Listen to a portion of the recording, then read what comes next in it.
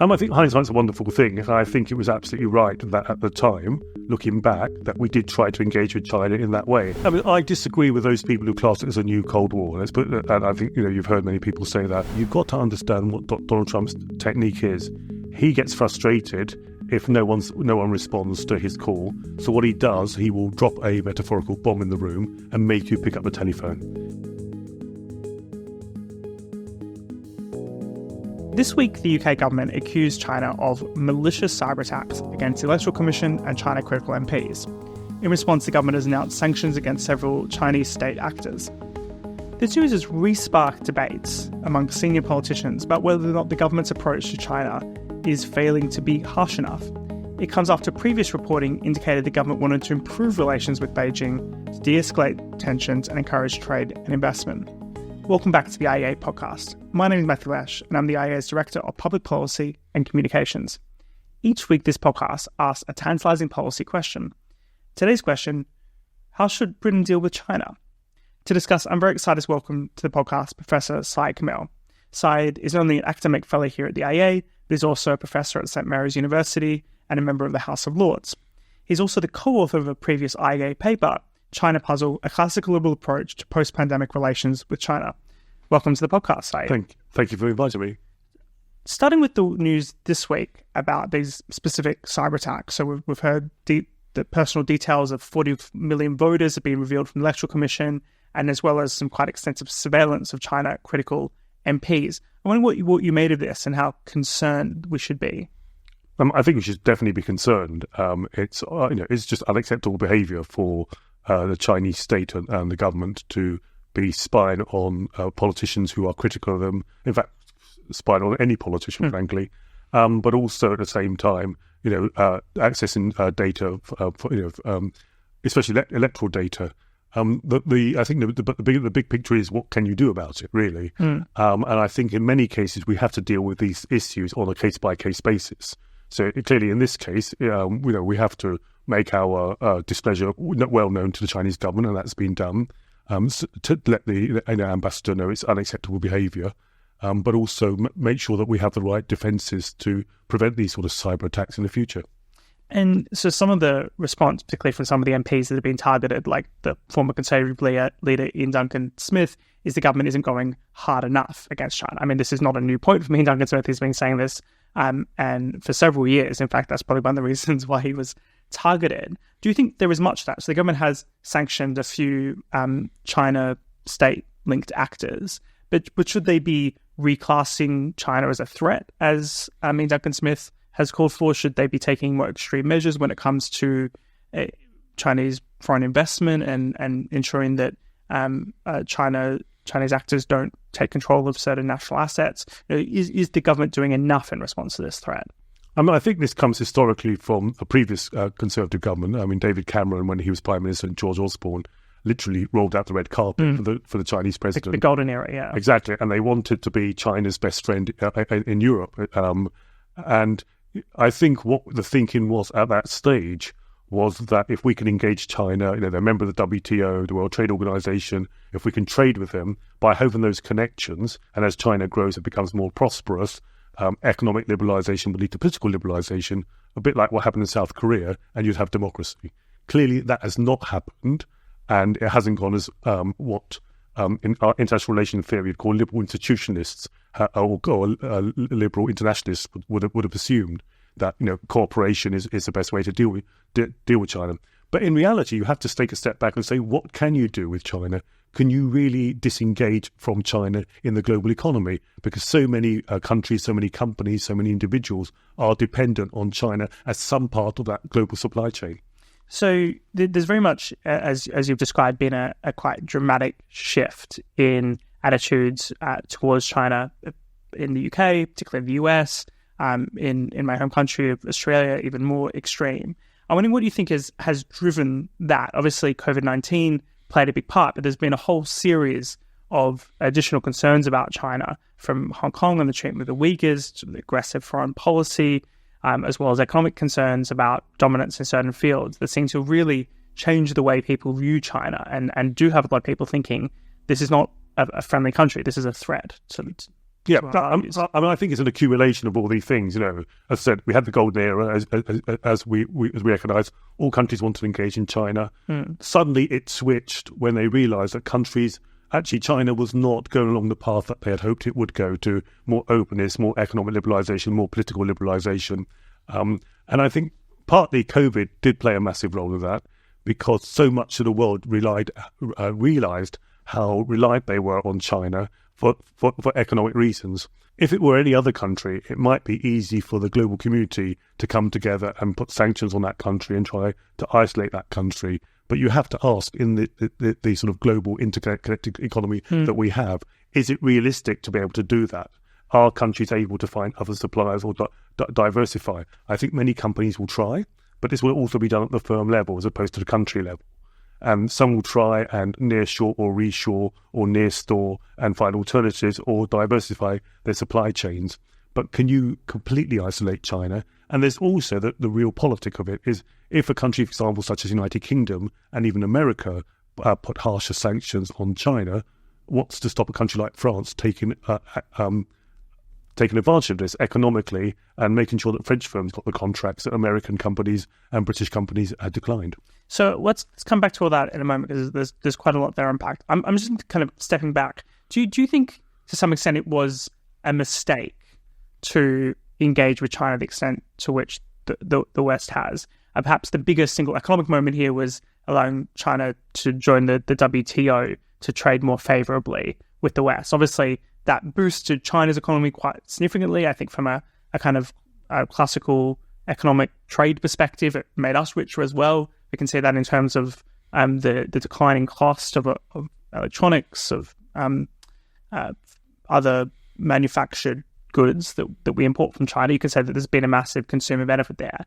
But has that been done in a way that hasn't ended up kind of benefiting our interests in the longer run? Or should we kind of, I guess, take that as a given and say it actually was a good idea to engage with China, we haven't made a mistake, but now we need to shift approach? I think hindsight's a wonderful thing. I think it was absolutely right that at the time, looking back, that we did try to engage with China in that way. As I said, I think we had the model of South Korea, which had gone from generals to democracy, a growing middle class, political liberalisation, people wanted some accountability for their taxes, and that led to more democracy. It clearly didn't happen with China, so with hindsight, you could say we were wrong. But I wonder whether we were back in that situation today, we'd do the same thing all over again. It was certainly worth trying to engage with China in that way. And it is potentially a counter-argument here as well, is you could have not necessarily stopped China from rising. It would have been, it wouldn't have achieved that much. It potentially would have just made us a lot poorer had we chosen not to engage with China. I guess the question now...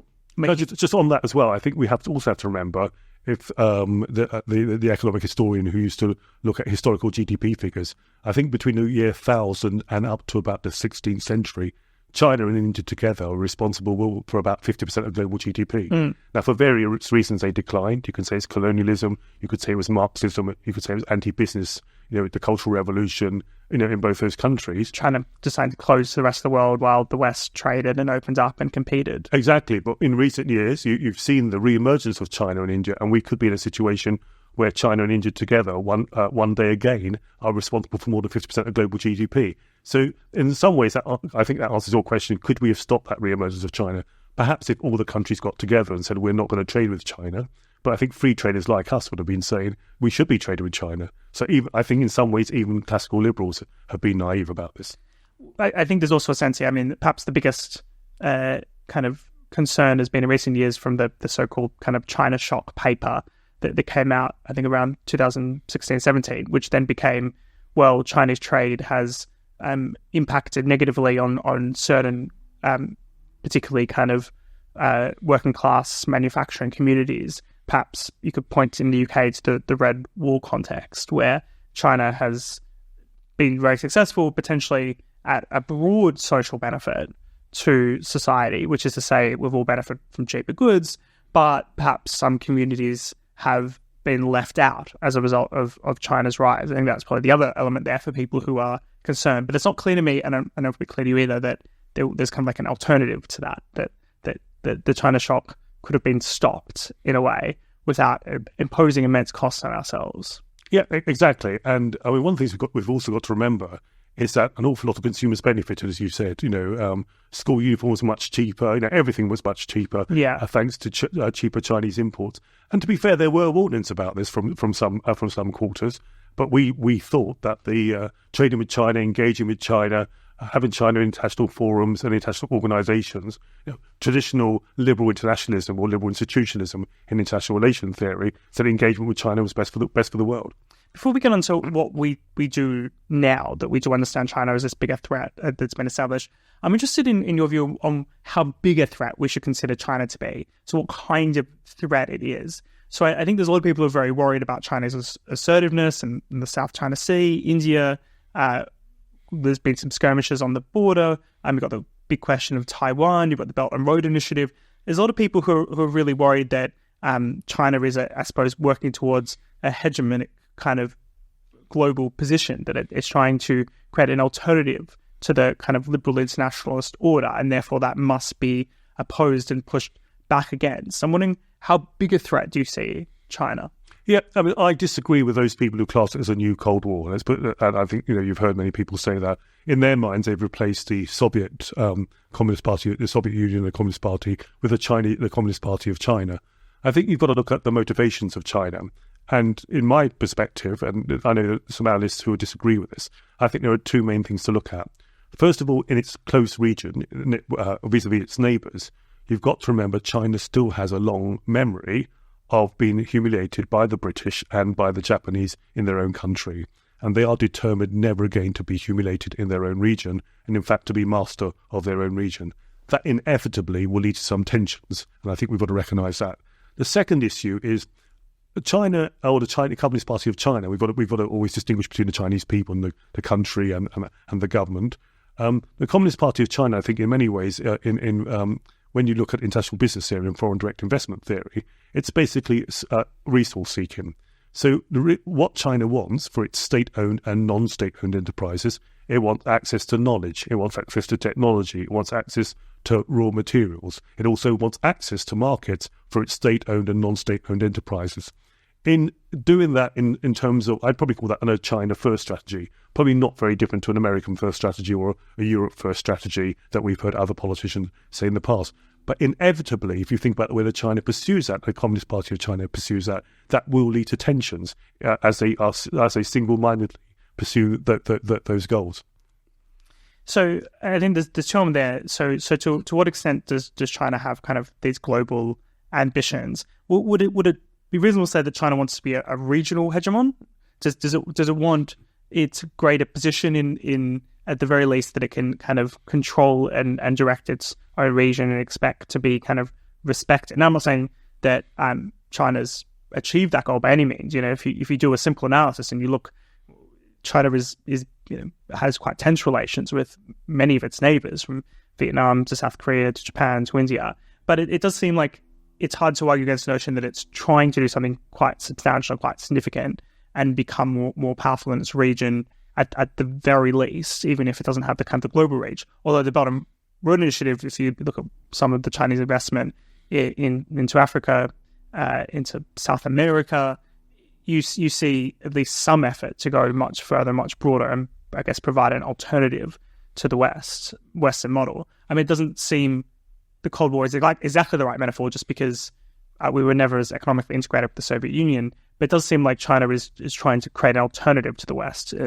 through its kind of economic power and economic might. Yeah, I mean, my co-author Steve Davis on the paper Chinese Puzzle, he says it's trying to be an exemplar of an alternative system. I think most of these tensions, once again, go down to Chinese intentions. And in the paper that we wrote, we do refer to a white paper by the Chinese state, which talked about, and one of the things it said something along the lines of, we do not seek to be a hegemon, but we don't want to be dominated. We don't want to be dominated or humiliated again. So there's that long history, and maybe in not wanting to be dominated again in its own region, it is being seen as hegemonic. Now, some people will listen to this and think I'm being incredibly naive, but I think you have to remember China has a long memory of, being dominated in its own region. It wants to dominate its own region. It doesn't think it's a hegemon, but maybe as analysts from the West, we would see it as a hegemon. Isn't some of that idea about trying to kind of dominate and control your own region what really kind of is being used as a justification or even an explainer of some of Putin's activities in Ukraine. That, well, perhaps indeed that might be one of Putin's motivations. He does want to have control of his region, but that doesn't make it justified his actions. In the same way, I would say a Chinese invasion of Taiwan, a CCP invasion of Taiwan, would be unjustified, even if that is their motivation. It doesn't seem like that's the important factor here. Yeah, they're absolutely right. I think, as I said earlier, China's twin approach, not being dominated in its own region, access to materials, technology, know-how, and markets for its state and non-state-owned enterprise will lead to tensions and friction. And it's quite clear that the way China has chosen not to be dominated in its own region again is actually making it look like an aggressor. And countries such as ours can't just sit around and do nothing about that. Do you think there's a risk of overreaction then? So there's a very high likelihood that Donald Trump could be re-elected as US president. He could slap massive tariffs on perhaps all imports, particularly Chinese imports, could really step up the American approach when it comes to China, when it comes to trade relations. Joe Biden has already continued many of Trump's policies from his era in the White House, and there's all sorts of different efforts going on to, for example, ban any American working on the US, so working on the Chinese microchip industry, et cetera, et cetera, et cetera. Can you see this escalating in a very, I suppose, negative way, particularly considering the kind of stated intention of the Chinese government to retake Taiwan by 100 years, their 100-year anniversary, which is probably about 20 years away, of the CCP's control of China? I think it's going to be very interesting if Donald Trump does get re-elected. Maybe, interesting is an understatement in terms of when it comes to foreign policy and domestic policy. On domestic policy, clearly, he does not like the cheap competition from China. He wants to protect American jobs and an American first strategy versus a China first strategy. But also, you've got to remember, he's a deal maker. And I wonder, in the same way that we suspect he will want to go and do a deal with Putin, will he see there's a deal that he wants to do with the Chinese government? I genuinely don't know, and that's what's so unpredictable about Donald Trump. So on the one hand, he could have a twin-prong approach of trying to do a deal with the Chinese and claim some sort of victory that the Chinese aren't going to take away American jobs and do that as a deal. But in fact, in order to be seen to be protecting American jobs, he may have to use aggressive rhetoric.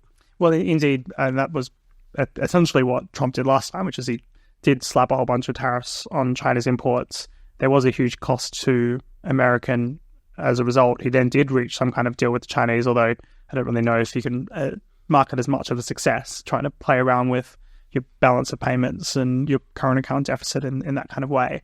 I suppose then Can I just say something on that? I mean, it's very interesting because I remember when I was a member of the European Parliament in Brussels, and I spoke to one of the US ambassadors to Brussels, and he told me, you've got to understand what Donald Trump's technique is. He gets frustrated if no one responds to his call. So what he does, he will drop a metaphorical bomb in the room and make you pick up the telephone. And that's what he does. So he shocks you by saying, I'm going to slap all these tariffs, because he knows that if he does that, the Prime Minister or President of a country has to pick up the phone to him, and then he can start having a conversation. It's the art of the deal, as Trump's book famously was entitled.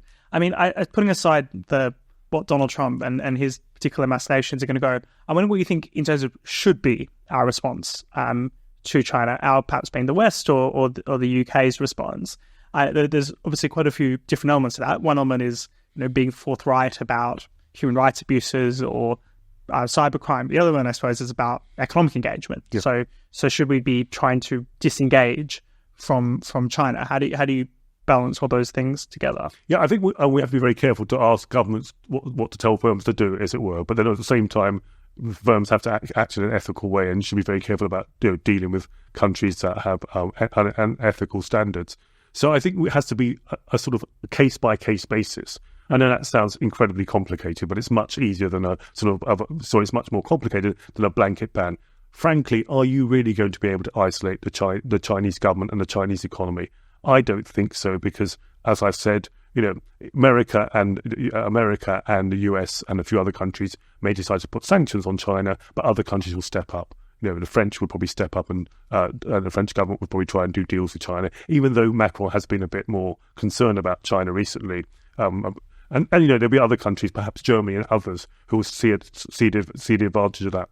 So Also, you have to look at things at the firm level. How did firms react to the sort of fragility of their supply chains? I mean, once again, Steve Davis talks about the fact that as we became more economically efficient and as supply chains became more economically efficient, they became more brittle and more fragile and more susceptible to disruptions. And therefore, firms are now looking at, should we be sourcing everything from China? Should China be one of our suppliers, or companies in China should be one of our suppliers? Should we perhaps be storing more stuff either in our country or in a cheaper place to store, and looking to diversify from pure reliance on China and Chinese imports? At the same time, I think governments have to act in a way where they react to certain provocations by China. So, for example, for a long time, I think it was only Korea and the United States that did not allow telecoms equipment manufactured in China in their networks. In the UK now, we've taken out stuff from our network, from our core network. But there are still questions over, should we allow Chinese-made mobile phones, for example? Some iPhones are made in China or manufactured in China. Oh, sorry. So therefore, you have to ask, really, how can you affect China? I don't want to say hit them where it hurts, but affect China to make sure that they act in the way that you want them to act. And it's going to be very much on a case-by-case basis. I know that's not a sort of lovely, simple answer, but I think it's much more realistic than trying to simply isolate China from the global economy. Yeah, I mean, it's probably almost interesting using Russia here as another counterexample, where we have, to a large extent, across Western countries, although not globally, tried to isolate Russia, and it's undoubtedly hurt their economy, but it hasn't stopped the war or stopped their ability to continue partaking in operations in Ukraine. Now, that doesn't mean that the sanctions are unjustified. I think they're very justified. We obviously shouldn't ourselves be trying to buy oil and gas from Russia, but it's questionable the extent to which those kind of moves are effective politically or even effective economically. I think perhaps the best case study in this coming to my mind recently is the whole CHIPS Act, where the US is trying to massively subsidize domestic manufacturing of microchips that used in all modern technologies. They've limited China's access to the top technology, to the highest class of chips. And they've also limited their access to the American personnel in that industry. But it seems that the response to that for China has just been to invest massively in their own domestic industry, and they're basically managing to catch up. So this whole kind of strategic play that America was trying might not end up working and might actually make China more independent of Western technology and manufacturing in the chip space. I think you've also got to remember that not every country will follow the United Kingdom and the United States and other countries if we slap sanctions on these countries. You mentioned the Belt and Road Initiative earlier on. That is very much part of the access to markets, technology, know-how. But there's another side to it. Our aid policy of many countries, our aid policy, we started bringing in conditionality. And we started saying to countries that you will only get this aid if you liberalise, maybe LGBT rights, maybe you have freedom of speech, you allow free and fair elections. When China comes in with their Belt and Road Initiative, they build a railway. Now, it's not actually for that country; it's to have access to those mines or to those ports of that country. But China has managed to embed itself in the global economy with the Belt and Road Initiative. The other thing about it, though, is that people used to think that Chinese aid was without conditions, and now countries are starting to realise there are 2 or 3 subtle conditions attached. The first one is that you don't criticise China in international organisations. The second one is that you accept Chinese labour mostly on these. And the third one is that you don't recognise Taiwan, or you cease to recognise Taiwan. Much more subtle conditionality. And that's the way that China's been able to extend its influence. The other thing you've got to remember about influence is that China now has overtaken the United States in having a number of embassies and representative offices around the world. It's really invested heavily in its diplomatic network, both in terms of economic power, soft power, and also now some of their diplomats are called wolf warriors, sort of more aggressive diplomats. They're not just taking it sitting down. Yeah, we see them being very aggressive on social media, although who knows if it's really that effective as a strategy for China. I'm interested in unpacking your point about the need to be discretionary or case by case in terms of engagement with China. And I think there's a lot to that, because it doesn't seem to me that there's much of a risk of buying toys made in China. They're cheap.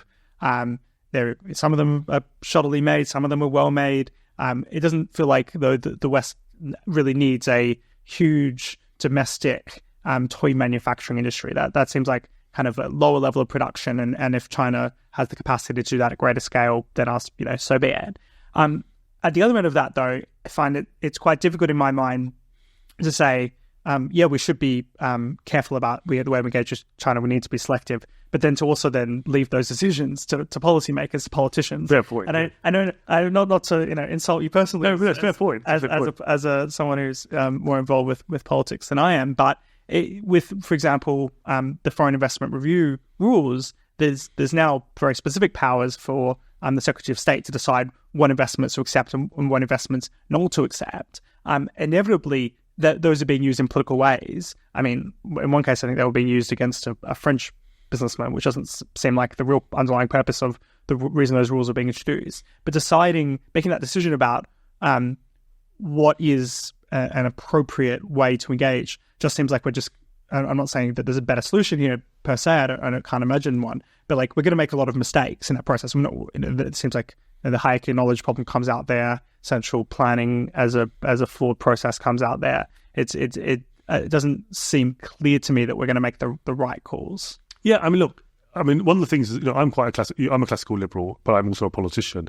And one of the things I quite often argue is that people do want government action or want regulation when things go wrong, and politicians have to have an answer. So if someone writes to me with a case and I think you should not have done that, I can't write back to them and said you should not have done that. They want to see some action from me. They want to see me write a letter or take up their case. And one of the reasons that we do have a lot of laws is because we have to. Legislators think that we have to protect one ourselves, but we also have to have an answer when something goes wrong. So it'd be very nice and easy for us to say we should just disengage from China. What does that mean? You cannot completely disengage from China or the Chinese economy for all the reasons I've mentioned. It is porous. Not all countries would come along with us on that. Even if America and even if you convince the whole of the EU, if you could do that, and Britain and maybe a few other countries, there's still many other countries who have bought into the Chinese Belt and Road Initiative. Chinese diplomacy has worked with them. They are not going to be isolated. And I'll give you a recent example. You will have seen the extension of BRICS. BRICS started as Brazil, Russia, India, China with a small s. Then the small s became a big S when South Africa joined. Recently expanded to more countries. And what China managed to do was persuade both Saudi Arabia and Iran, who had been at each other diplomatically for quite some time, to both join the expanded BRICS. So China's been very clever in not only existing international organisations, but grown its influence through growing other international organisations. And, there are lots of sort of bilateral China, other country summits. And so it's not possible to completely isolate China. This is why we have to do it on a case-by-case basis. Now, there are realists, people like John Mearsheimer, who's a realist. I saw him speak recently at a Bretton Woods conference. And he said, look, you have to look at the world in this way. There are three big powers. The United States is number one, China is number two, Russia is number three. If you are number one, you have to get together with number three to isolate number two. So he thinks that America should pull out of the Middle East, America should pull out of your engagement in Europe and leave Ukraine to the Russians, do a deal with the Russians, but isolate China and put all their resources into the Asia-Pacific Forum. Now, I'm not sure whether Trump will listen to that and whether that's possible. It'd be too difficult for America to withdraw from the Middle East. But it just shows that there are simple solutions being offered, but it's much more complicated than that because of the real politics and of country. You cannot get the whole international community together to agree on one approach to China. Well, it would seem, specifically the idea of withdrawing from Ukraine in order to focus on China, which you hear from the American center right quite a lot these days, seems like kind of counterproductive proposal. It would send the clearest possible signal that America and the West doesn't stand by its allies, and it would probably force a lot of countries in Asia to get closer to China because they know America wouldn't be a reliable partner. So it doesn't seem like universally that much of a smart strategic move. I mean, there's something else we could do, and as classical liberals, remember, we do not look at, if you look at our methodological individualism, if you think about trade is not between countries. It is between a willing buyer or seller in one country and trading with a willing buyer or seller in another country. So it's very much people to people. And maybe what we should be doing is focusing more on people-to-people links, on civil society links, on academic links, and other links. Now, the problem with that, once again, is I'm an academic. I teach in universities. I've had Chinese academics trying to approach me to try and make me a fellow at their centre in a Chinese university. I am not sure, and I cannot say for certain, that the Communist Party of China is not behind that. We've heard of the Confucian institutes in the UK, which are basically being driven by the Communist Party of China and the Chinese government. So I think there should be more people-to-people links. And, you've got to remember, in a country of 1 billion people, not everyone's going to agree with the government, but most of them make sure that we don't engage in actions which make people rally behind the government. So as much as possible, we should be engaging. That's more difficult for us. The Chinese government closed down a free market think tank a few years ago. But I think we should be trying to engage as much as we can with Chinese counterparts, across the political spectrum in the UK. Think tanks and civil society organisations and universities should be trying to engage with their Chinese counterparts. And so it's very much a sort of bottom-up approach. There is, of course, a long history of this, particularly when it came to the Soviet Union during the Cold War, the likes of Roger Scruton seeking kind of conservative philosopher, anti-communist activists at this point, trying to engage with the Soviet Union and build up some kind of grassroots alternative. It does seem technologically that's much easier today than it would have been in that era. There is, of course, the Great Firewall of China, but there's always ways around it and access to other information. Even in that era, they used Radio Free Europe, so they were kind of broadcasting into the Eastern Bloc, kind of alternative set of thoughts.